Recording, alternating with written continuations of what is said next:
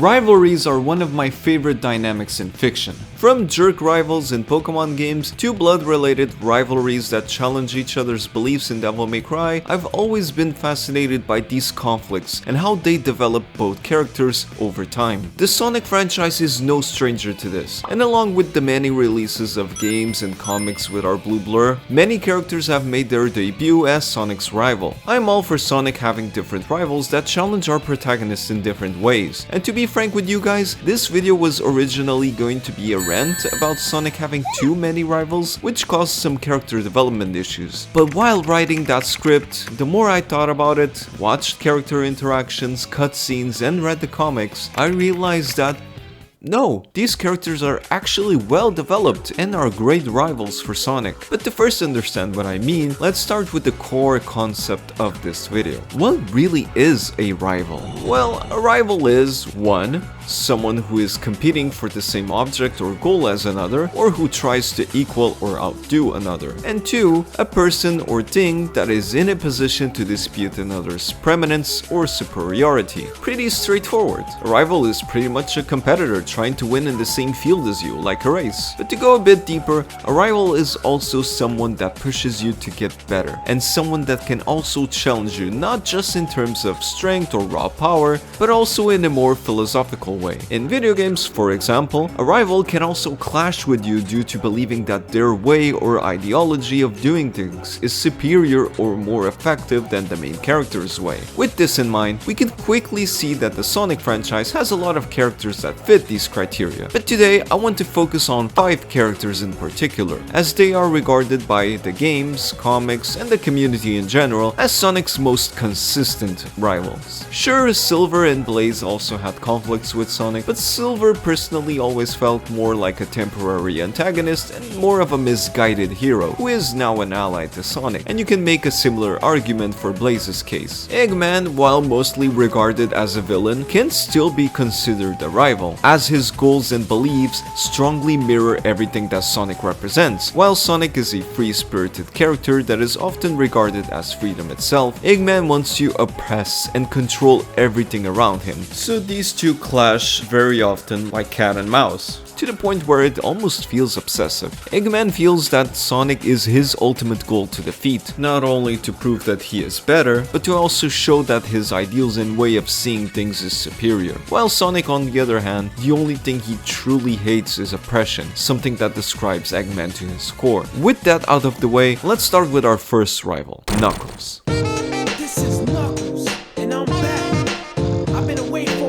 Knuckles is actually a very interesting character to talk about. As some of you that watch my stuff know, Sonic 3 and Knuckles was the first video game I've ever played. So Knuckles was the first rival to Sonic that I met. Knuckles is known for being a powerhouse, often stated to have as much power as Sonic has speed, which is a crazy thing to think about knowing how absurd Sonic's speed is. But what I find very interesting about Knuckles is how he mirrors Sonic's character in a different way that Eggman or any other of the rivals do. Knuckles is someone whose life purpose is tied to the role he was given since birth, for being the last of the Echidna race. He is the sole protector of the Master Emerald, a powerful jewel that in the wrong hands could be catastrophic for the world. He lives alone on Angel Island with only the company of small animals and chows there. He is entirely devoted to his role in being the Master Emerald's guardian, so he spends all of his days and nights close to its shrine, making sure nothing bad happens. Now take a look at Sonic, someone who is free to go wherever he pleases and adventure follows him. His life is full of excitement and he isn't tied to any duty or responsibility like Knuckles is. So while Sonic shows us a life full of freedom, Knuckles shows us a life filled with responsibilities, with almost no possibility of going where he truly wants. And Knuckles envies this. In Sonic Frontiers, we have a cutscene where Knuckles confides to Sonic that he envies his lifestyle of going where he wants. And I really like this. I think it's one of the very few times that we see Knuckles being vulnerable about his life, and it's a great moment. Sonic tells him that he should get out there and live a little, and this seems to reach Knuckles, as he says maybe he'll take him up on that. Sonic's presence influences others around him, and that's what also makes him a great character to follow. And that's why I think their rivalry works a lot better than just the plain old speed versus power stereotype. Sure, nowadays there are more like friendly rivals that like to banter with each other, and we haven't had a Knuckles fight in a long time. I mean, I think the last time we fought Knuckles was in Black Knight? Only death can remove this stain upon my honor. Give me a break! But besides that, every time Sonic and Knuckles clashed, it was due to Knuckles being very gullible. But also because he takes his duty, his role as Guardian of the Master Emerald more seriously than everything, which makes sense. It kind of is pretty much everything he has besides his friends. Knuckles being gullible also makes a lot of sense if you think about it. He lived his whole life alone on an island where pretty much no one visited during his life, so his social skills are bad because of that, which ends up making him more susceptible to manipulation. Hence the events of the greatest game ever, Sonic 3 and Knuckles, baby! Now let's go on to the next rival, Metal Sonic.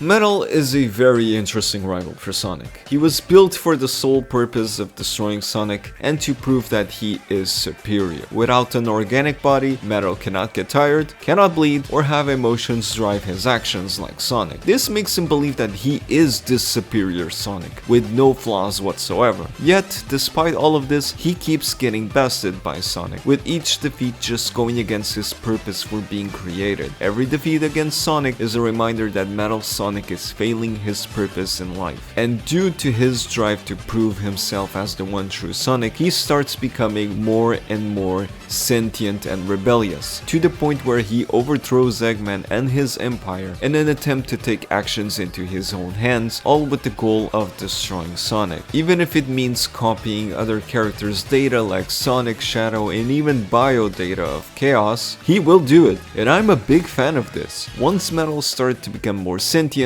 he just becomes a more interesting character. In the Metal Overlord boss fight in Heroes, we learned through Metal's words that he was afraid of not being able to measure up to Sonic and surpass him.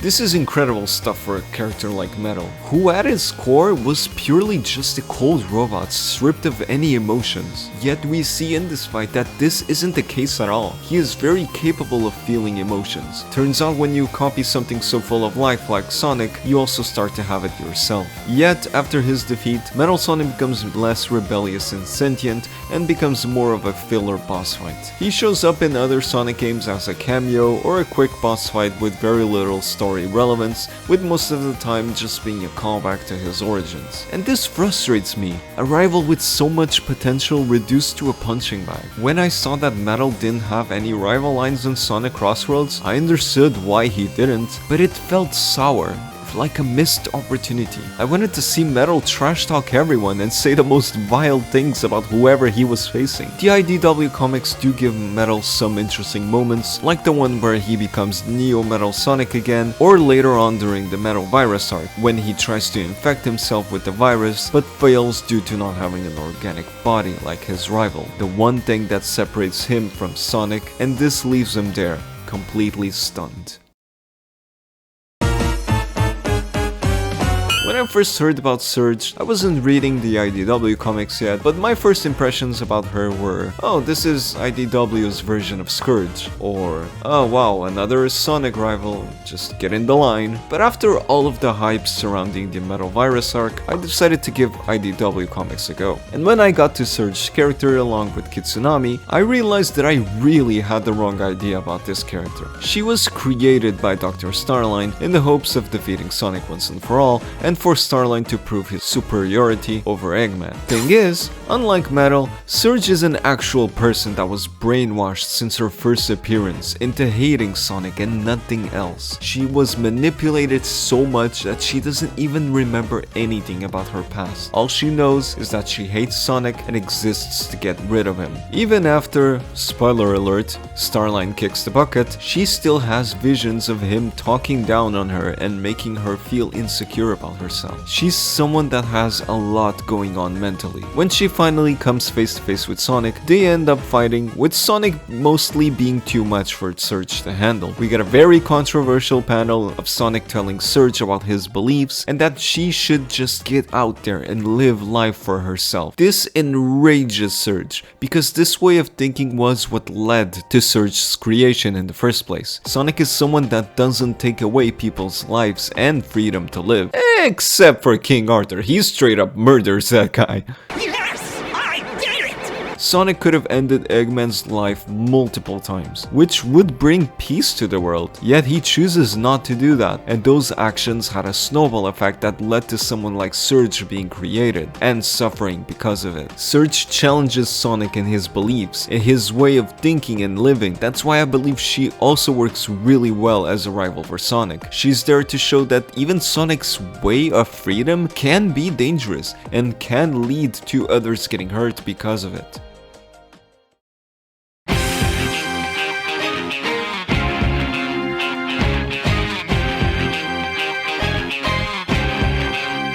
Jet is the closest thing we have to a more traditional rival for Sonic. He's basically Sonic's rival when it comes to anything racing and speed related, and he's very competitive about it too, to the point where he will trash talk Sonic a lot to try and get under his skin. And hey, it actually does happen quite a few times. I feel like Jet works as a rival because he challenges Sonic in the field where nobody else can challenge him: speed. Except maybe for Shadow, but you get what I mean. He also brings out Sonic's competitive side, and it's fun to see Sonic defending his title as the fastest thing alive. Same goes for Jet. He's known for being one of the best at using extreme gear, and outside of that, he doesn't really have anything else besides his group of thieves. So he takes racing way more seriously than anyone else, to the point where he even prays to be able to defeat Sonic in a race. He absolutely despises if he wins through illegitimate means. There are times in which Wave sabotages Sonic's extreme gear so that Jet wins easily, but once he finds out about it, he calls for a do-over. This man wants nothing short but an absolute undisputed victory, and that's something I can get behind a lot. Recently, there's also been a bit of debate regarding Jet's character lately due to a one-shot IDW comic on Sonic Crossworlds, where he banters with Sonic but gets completely ignored by him, who shifts his attention to Shadow instead. Fans got angry, pointing out that Jet was getting sidelined in his own field, which is racing, and that he used to be him back in the Rider games, and now he's just kind of a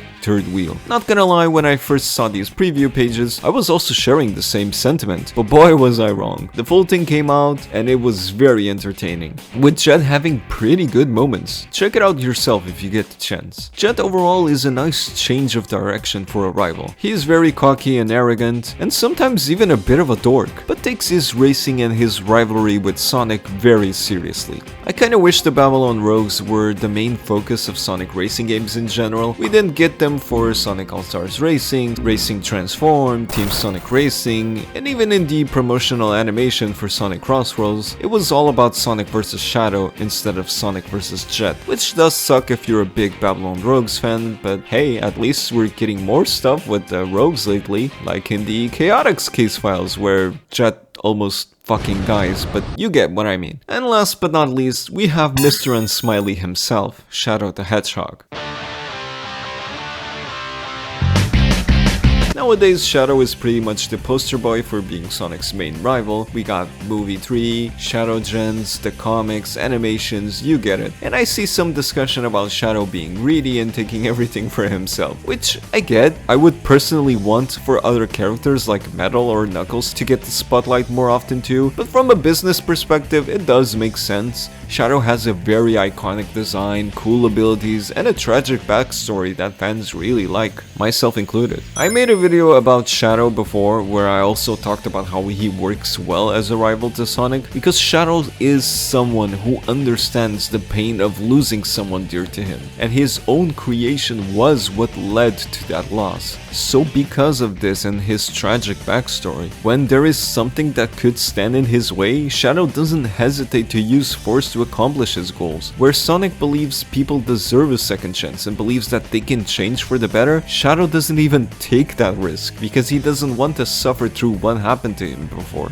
So you got these two strong ideologies clashing with each other, and those moments are when Sonic and Shadow's rivalry really shines. I know I've yapped about the IDW comics a lot by now, but a good example of Sonic and Shadow's rivalry not being the greatest is in the recent issues, where their fights just lack a lot of substance in my opinion. Sure, they're still defending what they believe is right, but it just feels very forced. Again, this is just my opinion, but we all know that Shadow in the IDW comics is another whole can of worms, so let's not go too deep in that. All of these rivals challenge Sonic in different aspects of his character, and it's really entertaining to see how Sonic himself influences all of them in return. And that, in my opinion, makes them all great rivals for our Blue Blur. And I'm really excited for the future because I want to see these characters develop even more. And I'm very curious to see how their stories will go from now on. But what about you? What do you think about Sonic's rivals? Do you like them? Do you hate them? Do you think they're underdeveloped? Do you think they're perfectly fine? Tell me down below in the comments. Hope you guys enjoyed this video. A bit different from the stuff I usually make, but hey, it's always surprises on this channel. Leave a like if you enjoyed, and if you subscribe, you will receive this can of Sonic's meatballs. Shout out to KCKM1 for the YouTube member. See you later, guys.